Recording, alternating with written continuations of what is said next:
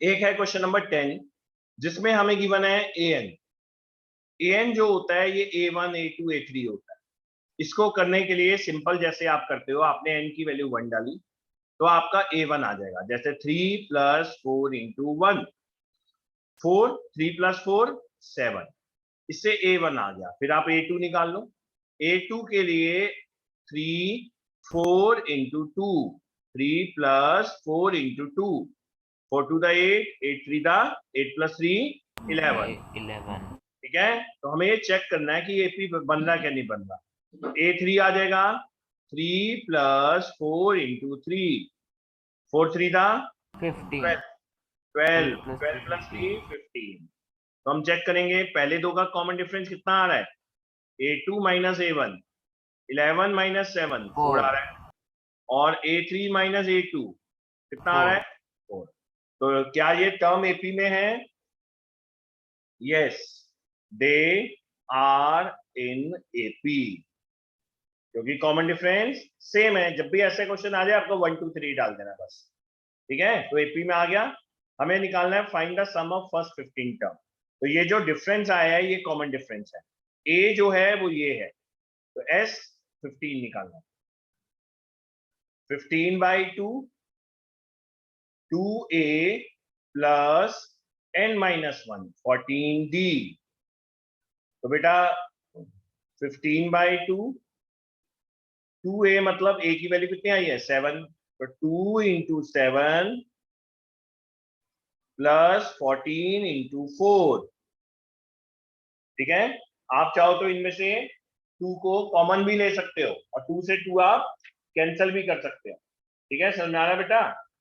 तो ये कितना बन गया 14 + 56, ये बन जाएगा 15/2 और ये बन जाएगा 14 + 56। अब 14 + 56 होता है 70, तो 15/2 × 70, 2 से 70 को काट दो तो ये बन जाएगा 35। 35 को 15 से करेंगे तो आना चाहिए 525 525। तो पहले आपने A1 A2 निकाला, AP चेक किया, फिर आपने S15 निकाला। बस सेकेंड पार्ट भी इसका ऐसे ही है। बस इसमें क्या करना है, जब भी ऐसा कुछ आ जाए 1 2 3 4 डालो। लेकिन ये हमें AN टर्म की इक्वेशन है AN। अब बच्चे इसको कंफ्यूज करते हैं 11th क्वेश्चन के साथ। 11th वाले में जो हमें गिवन है वो AN नहीं है। क्वेश्चन को रीड करो। If the sum of the first n terms, मतलब आपको SN गिवन है, इस बार आपको AN गिवन नहीं है। क्या गिवन है स्टूडेंट्स? SN। तो SN है इस बार, दोनों में फर्क होता है। पहले भी इसमें डालेंगे तो ऐसे ही 1 2 3 S1 4 × 1 - 1 आंसर इज 3। S2 4 × 2 - 2 का स्क्वायर 4 2 द 8 और 2 2 द 4 8 - 4 4 आ गया। 8 - 4 4 आ गया। ठीक है, S2 तक निकाल लो बस। इसमें S2, इसमें AP चेक नहीं करना। लेकिन अब बच्चे कंफ्यूजन क्या करते हैं, बच्चे समझते हैं कॉमन डिफरेंस निकालने के लिए हम S2 - S1 कर दें ना। अगर आप S2 - S1 करोगे कॉमन डिफरेंस नहीं आएगा। S2 का मतलब सम ऑफ टू टर्म्स और S1 का मतलब फर्स्ट टर्म। S1 क्या बताता है? फर्स्ट टर्म बताता है। तो जब भी आप S2 - S1 करेंगे, ये ट्रिक याद रखना, वो A2 देगा आपको। मतलब आपने क्या किया है, S2 था क्या? S2 था आपका A1 + A2, उसमें से आपने S1 क्या है? A1 माइनस कर दिया तो क्या बचा? A2। तो S2 - S1 से कॉमन डिफरेंस नहीं निकलता है। S2 - S1 से A2 निकलता है, सेकंड टर्म निकलती है। ये ध्यान रखना, पिछले वाले में A2 - A1 से कॉमन डिफरेंस निकलता था। तो आपने 1 2 3 डाला, S1 निकाल लिया, S2 निकाल लिया। A2 निकालने के लिए 4 - 3 आंसर इज 1। तो आपके पास A2 आ गया और A1 आ गया। अब आपको कॉमन डिफरेंस निकालना है। कॉमन डिफरेंस होता है A2 - A1। A2 की वैल्यू कितनी है देखो 1, 4 और A2 की वैल्यू बेटा 1 है। A2 S2 नहीं पूछ रहा मैं, A2 पूछ रहा हूँ। A2 मतलब सेकंड टर्म, S2 मतलब सम ऑफ टू टर्म्स, दोनों में अंतर है। तो A2 - A1, A2 है 1 और A1 कितना है 3। कॉमन डिफरेंस आ गया -2। This is the most important question student, कुछ भी हो ऐसे क्वेश्चन कभी मत छोड़ के जाना। कॉमन डिफरेंस आ गया, ए आ गया, अब आप जो मर्जी निकाल सकते। आपको what is the first term निकाल लिया आपने, a1। What is the sum of the first two term, वो भी आपने निकाल लिया, s2। What is the second term, वो भी आपने निकाल लिया। Similarly find the third term, तो थर्ड टर्म निकालने के लिए a प्लस 2d, a की वैल्यू कितनी है देखो 3, और d की वैल्यू कितनी है -2, तो ये बन गया 3 - 4, answer is -1। 3 - 4 answer is -1, a3 भी आ गया। अब आपको निकालना है nth टर्म, तो an निकालना है। What is the formula of an students, what is the formula of an, किसी को नहीं a पता? plus n minus 1d। a plus n minus 1d। मुझे लगा अभी डिनर नहीं किया सब लोगों ने, क्यों रिभव, डिनर नहीं हुआ क्या? हो गया सर। a कितना है रिभव, a ढूंढ के बताओ, a कितना है इसमें?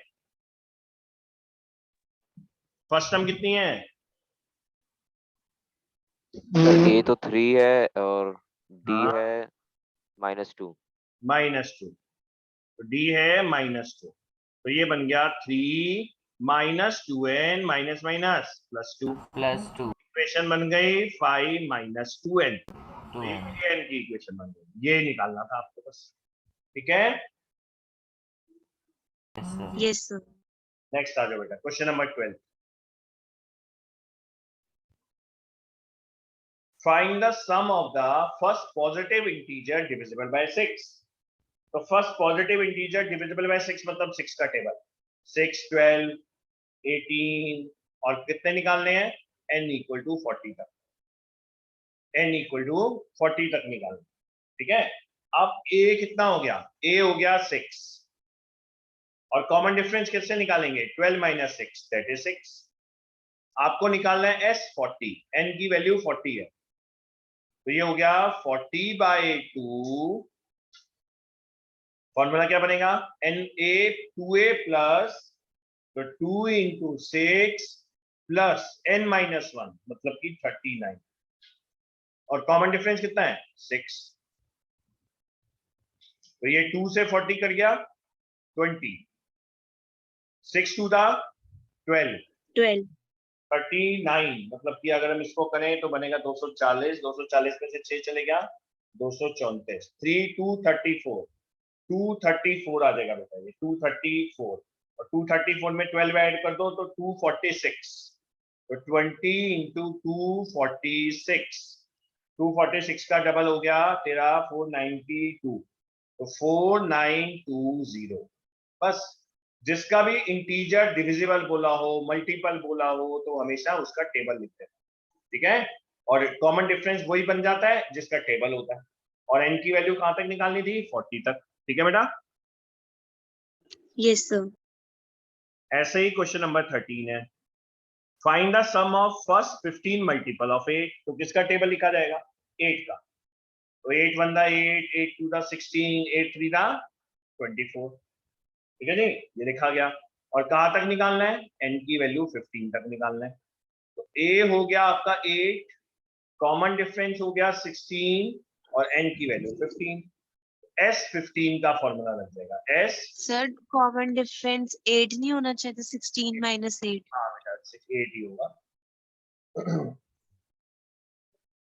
s15 का हमें निकालना है, s15 15/2। ठीक है, तो ये बन जाएगा 15/2, 2a प्लस 40, t की वैल्यू 8। बस अब आप इसको सॉल्व कर लेना and you will get the answer, okay, कर लेंगे अपने आप। Yes sir. नेक्स्ट देखिए बेटा, question number 14, find the sum of the odd number between 0 and 50। Sum of the odd number निकालना है जो कि 0 और 50 के बीच में। तो पहला ऑड नंबर क्या होता है 1, फिर 3, और लास्ट ऑड नंबर क्या होता है 49। a इक्वल टू 1 हो गया, कॉमन डिफरेंस हो गया तेरा 3 - 1 2। इस केस में क्या है, हमें लास्ट टर्म गिवन है 49, ठीक है, लास्ट टर्म गिवन है इस केस में, हमें हमेशा नहीं गिवन होती है, इस केस में हमें लास्ट टर्म गिवन है।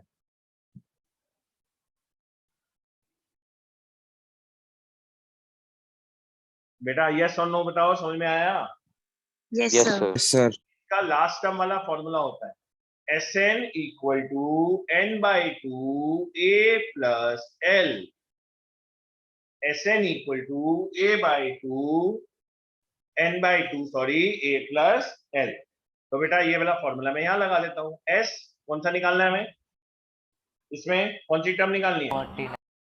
नंबर ऑफ टर्म तो हमें पता ही नहीं है इसमें सच, हमें पहले नंबर ऑफ टर्म निकालनी पड़ेगी, तभी हमें पता चलेगा ना। हमें an निकालना पड़ेगा पहले, हमें नंबर ऑफ टर्म n नहीं मालूम है इसमें, तो an निकालते हैं पहले। an हमारा हो गया 49, मतलब लास्ट टर्म हमने मान ली 49 जिसकी वैल्यू n है। तो an का फॉर्मूला होता है a plus n minus 1d by d equal to 49। ये फॉर्मूला क्या बन गया? a plus n minus 1d equal to 49। a कितना है 1, n माइनस 1, d कितना है 2 इक्वल टू 49। तो n माइनस 1 2 49 में से बन गया 48, 48. n minus 1 equal to 24, n 25 equal to 25। तो हमने जो लास्ट टर्म होती है उसको an निकाल मान लिया और उससे n निकाल लिया। अब हमें ये पता चल गया लास्ट टर्म क्या है हमारी, लास्ट टर्म 25 है। अब हम s25 निकाल सकते हैं। तो ये बन जाएगा 25/2, a की वैल्यू हो गई 1 और लास्ट टर्म l 49. है। 49 तो ये बन जाएगा 25/2, 49 प्लस 1 50, 2 से चले गया 25, 25 25 का 25 625। आंसर है 625। ठीक है, Yes, sir.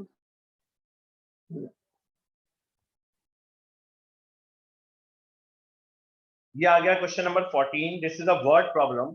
बहुत आसान होते हैं वर्ड प्रॉब्लम, बस पूरे ध्यान से रीड करना। एक कॉन्ट्रैक्ट है कंस्ट्रक्शन जॉब का जिसकी पेनल्टी लगती है 200 रुपए फर्स्ट डे पे। सेकंड डे पे तो हमने यह पेनल्टी मान लिया, फर्स्ट डे पे 200। सेकंड डे पे जो पेनल्टी लगेगी वो लगेगी 250 और थर्ड डे पे जो पेनल्टी लगेगी वो लगेगी 300। तो आप क्या देख रहे हैं, फर्स्ट टर्म कितना हो गया 200 और कॉमन डिफरेंस कितना आ रहा है, इनका डिफरेंस देखो 50 रुपीज। 50. उसने बोला हुआ है हर दिन की 50 more than the preceding day, 50 रुपए ज्यादा लगेंगे। अब उसने बोला है फी है delay the work for 30 days.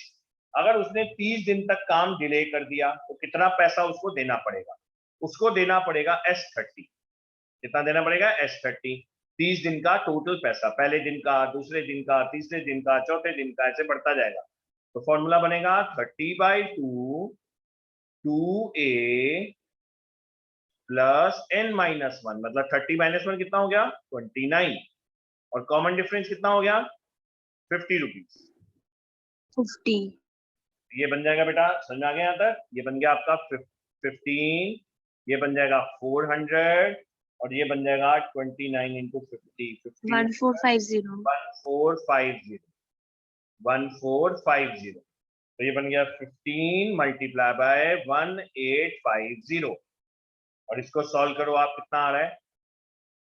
ये आ रहा है आपका 27,750। ये आ गया बेटा, इतना पेनल्टी उसको देना पड़ेगा 30 डेज। ठीक है, ओके बेटा। Yes, sir. क्वेश्चन नंबर 16 देखिए। A sum of rupees 700 is to be used to give 7 cash prizes। तो मतलब 7 prizes देने हैं, n हो गया 7 और if each student is 20 less than the preceding price, तो हमने माना फर्स्ट प्राइस जो है वो हम A मान लेते, तो सेकंड प्राइस कितना हो जाएगा A माइनस 20। उसने बोला है 20 रुपए कम होते जाएंगे हर प्राइस के। थर्ड प्राइस कितना हो जाएगा A माइनस 40, ऐसे होता जाएगा। ठीक है बेटा। अब हमें बोला गया है टोटल Yes, sir. प्राइस की अमाउंट तो गिवन है, S7 तो आपको गिवन है, S7 कितना है 700। सम ऑफ 7 प्राइजेस आपको गिवन है 700 रुपए, तो आपको निकालना है। तो S7 का फॉर्मूला क्या होता है? S7 S 7 by 2 A plus n minus 1 2a by plus n minus 1 मतलब 6d। d कितना है? कॉमन डिफरेंस कितना लोगे? 50 -20। 50 कहां से आ गया?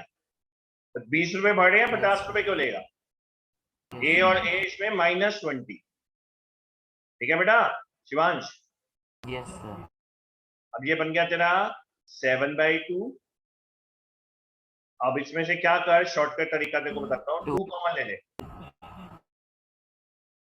2 कॉमन ले ले a, और इसमें से भी 2 कॉमन चले गया तो ये बन जाएगा -10, तो ये बनेगा -60।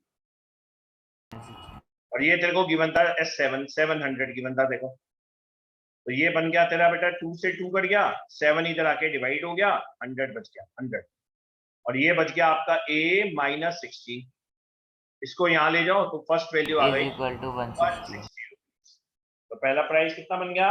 160 रुपीज। 160. वैसे बाकी की एपी आप बना सकते हो।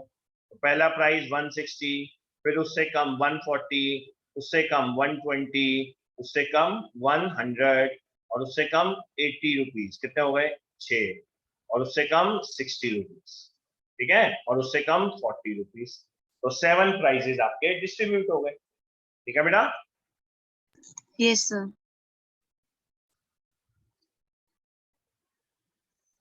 17 वाला देखो। 17 वाले में हमें बोला गया है, in a school students thought of planting trees in and around the school to reduce the air pollution. It was decided that the number of trees each section of each class will plant will be the same as the class. उसने बोला zone सी class में बच्चा होगा उतने trees वो लगाएगा। For example अगर वो फर्स्ट क्लास में है तो 1 ट्री लगाएगा, सेकंड क्लास में है तो 2 ट्री लगाएगा, और अगर वो 12th क्लास में तो कितने ट्रीज लगाएगा? बताओ 12th क्लास वाले बच्चे कितने ट्री लगाएंगे? अगर 12 फर्स्ट क्लास वाला 1 ट्री लगाएगा, सेकंड वाला 2 ट्री लगाएगा, तो 12th वाला कितने ट्री लगाएगा? 12 12. ट्री लगाएगा। लेकिन उसने साथ में एक चीज और बोली है, हर क्लास के 3-3 सेक्शन है।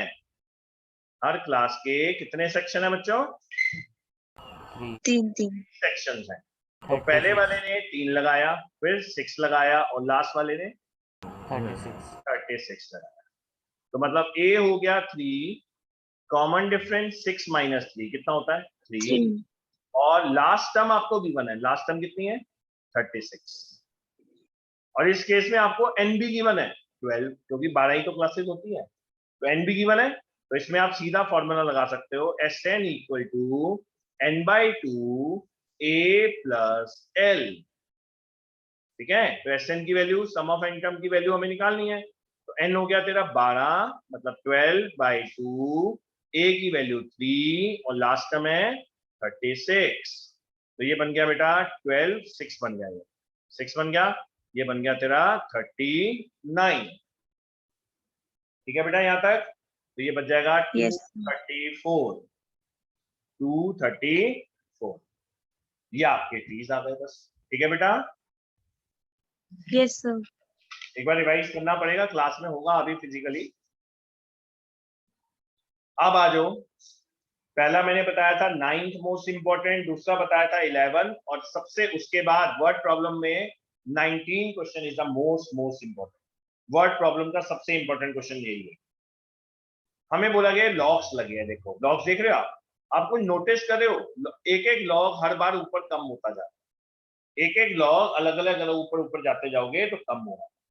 तो हमारे को ये बोला गया है फर्स्ट रो में जो लॉग लगे हैं वो 20 है, सेकंड रो में जो लॉग लगे हैं वो 19 है, थर्ड रो में जो लॉग लगे हैं वो 18 है, और टोटल लॉग जो लगे हैं मतलब Sn वो 200 है। n इसलिए लिया, मुझे नहीं पता कितनी रोज बन गई, मुझे कहीं गिवन नहीं है इसकी कितनी रोज बनी है। तो Sn कितना गिवन है? 200। तो a हो गया आपका 20 और कॉमन डिफरेंस हो गया आपका -1। ध्यान करना इसमें बच्चे +1 ले जाते हैं गलती से। तो इसमें फॉर्मूला हम लगाएंगे Sn का, Sn = n/2 2a plus n minus 1 by d. Sn की वैल्यू 200, n by 2, a की वैल्यू थी 2 into 20 प्लस n minus 1 मतलब n निकालना है हमें, d की वैल्यू -1, -1. वैल्यू -1, ये 2 इधर आ गया, ये बन गया बेटा 400, और ये बन गया आपका n, और ये बन गया 40, और ये बन गया -n, और ये बन Plus गया one. +1। ये बन गई बेटा आपकी इक्वेशन, देखो यहाँ तक। अब आपको इसकी इक्वेशन तैयार करनी है, तो इक्वेशन आपकी ऊपर जाके बनेगी ये 400 equal to 41n minus Minus n n square. का स्क्वायर, ये इधर ले आओ, सारे पॉजिटिव कर दो, n का square minus 41n plus 400 equal to 0। Quadratic equation तैयार हो गई है। मुझे इसका एक्चुअल में आंसर याद है क्योंकि मोस्ट इंपॉर्टेंट है ये। 25 और 16 इसके फैक्टर्स बनते हैं 25 और 16, नहीं तो आप डी वाले मेथड से भी कर सकते हैं।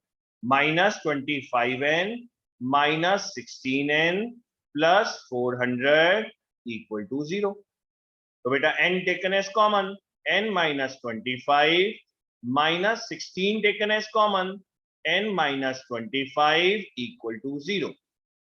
तो n माइनस 1 और n माइनस 25 इक्वल टू 0। तो n की वैल्यू 1 और n की वैल्यू 25। देखो जरा, दो आंसर आए हैं आपके, कुछ गड़बड़ हुआ है मेरे ख्याल से। n की वैल्यू 16 सर इसमें n-16 आएगा. -16 है, हाँ।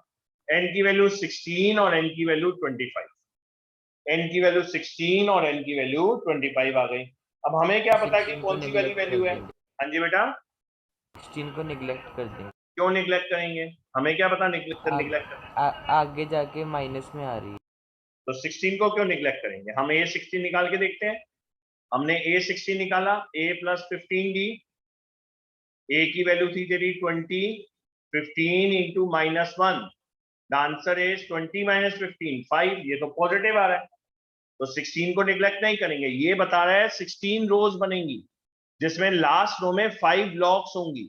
16 रोज बनेंगी जिसमें लास्ट में कितनी रोज होंगी, लॉग कितनी होंगी, लकड़ी के कितने टुकड़े होंगे, 5। 5. अब हम 25 लेते हैं, a 25 को टेस्ट करते हैं, a प्लस 24d, तो a था 20, 24 और d की वैल्यू -1, आंसर आ गया -4।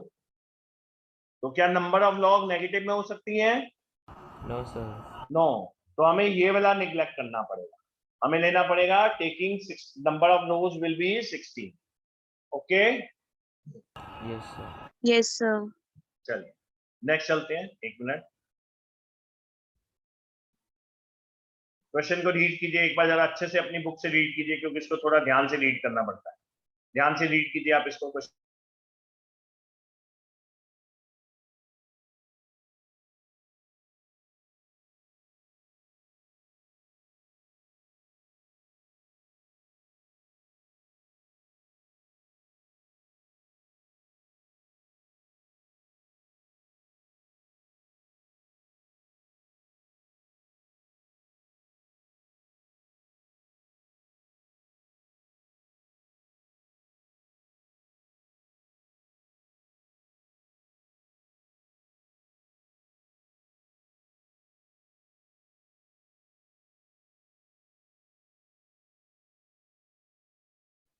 रीड कर लिया बेटा अच्छे से।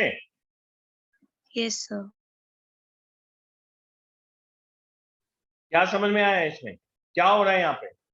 एक कंपटीशन हो रहा है, एक रेस हो रही है।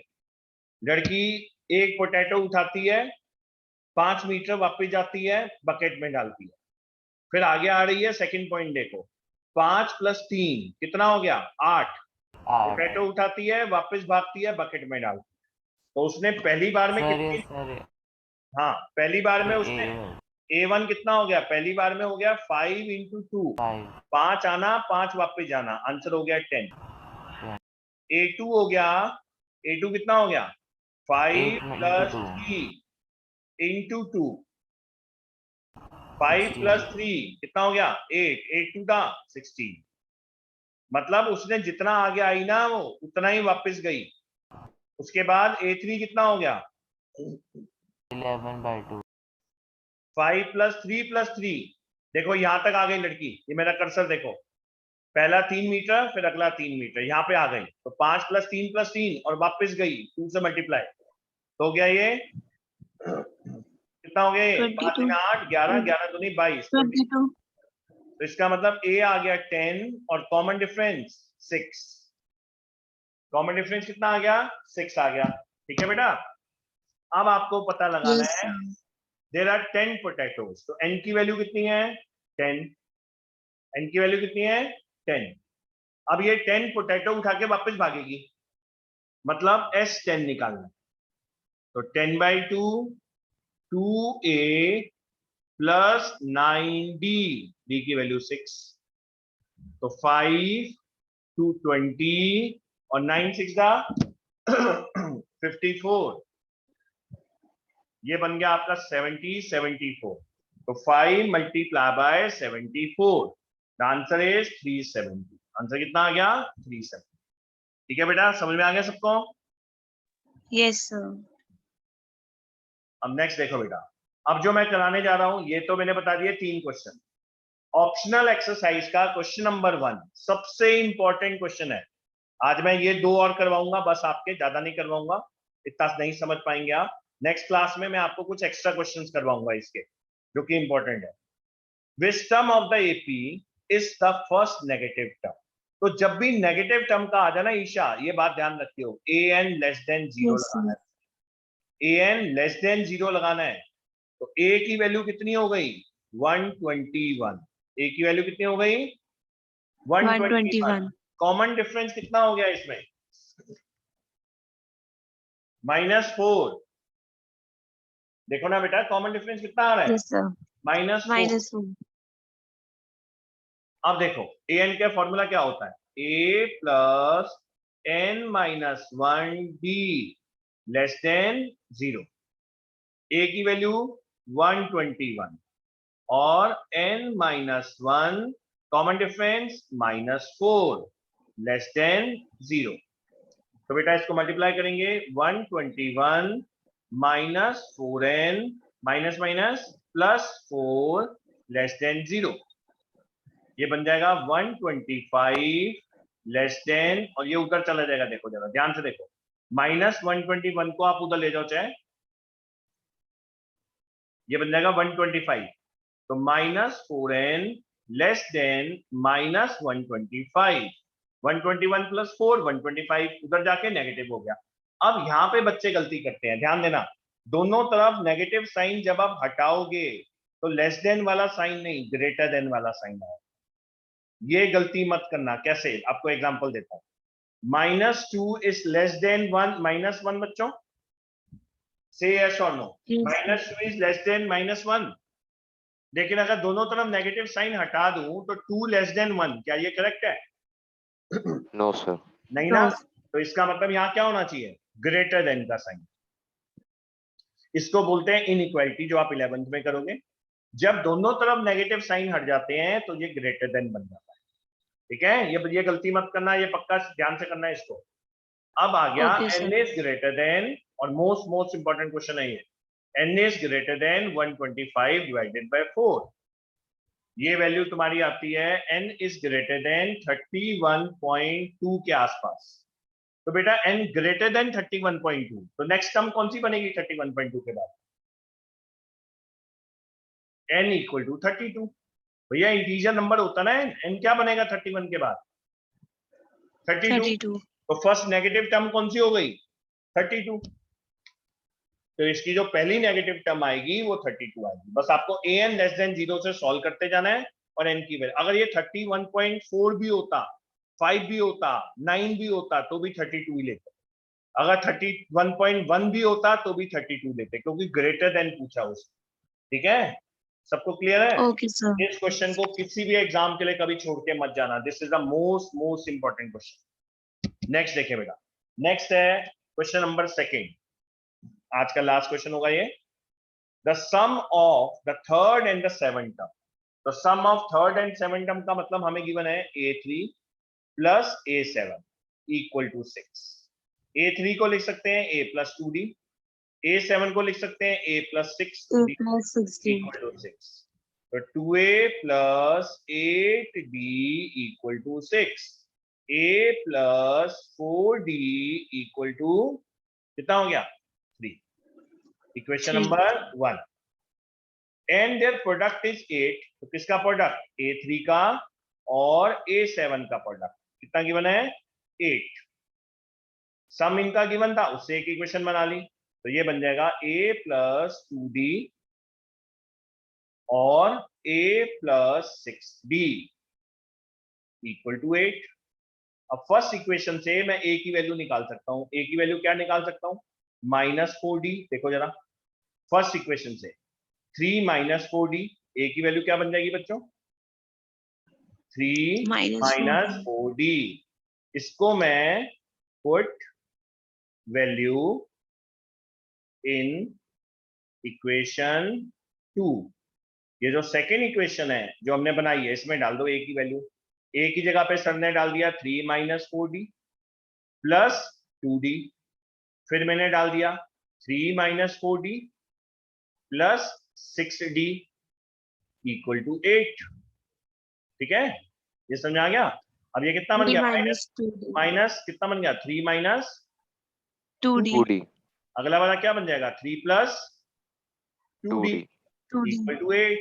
अब देखो आइडेंटिटी बन रही है, देख रहे हो a square minus b square, तो ये बन जाएगा 9 - 4d का स्क्वायर इक्वल टू 8। तो -4d का स्क्वायर इक्वल टू -1, 8 - 9 होता है, तो 4d का स्क्वायर इक्वल टू 1, d का स्क्वायर इक्वल टू 1/4, d का स्क्वायर इक्वल टू 1/4, तो d 1/2. Equal to plus minus root 1/2, 1/4 तो d कितना आ गया प्लस माइनस plus 1/2। minus 1/2. 1/2 ठीक है, लेकिन अभी क्वेश्चन यहाँ पे खत्म नहीं हुआ है, अभी हमारी d की वैल्यू आई है। अब ये d की वैल्यू का इस्तेमाल करेंगे हम इक्वेशन नंबर 1 में डालेंगे। पहले हम लेंगे d इक्वल टू 1/2 और सेकंड केस में हम लेंगे d इक्वल टू -1/2, दो बारी लेंगे इसे। तो पहले हम डालते हैं a equal to 3 - 4 into 1/2, plus वाला d डालते हैं, 2 से 4 कर गया, 3 - 2 कितना होता है 1। 1. सेकेंड केस में हम डालेंगे a equal to 3 - 4d, d की वैल्यू -1/2।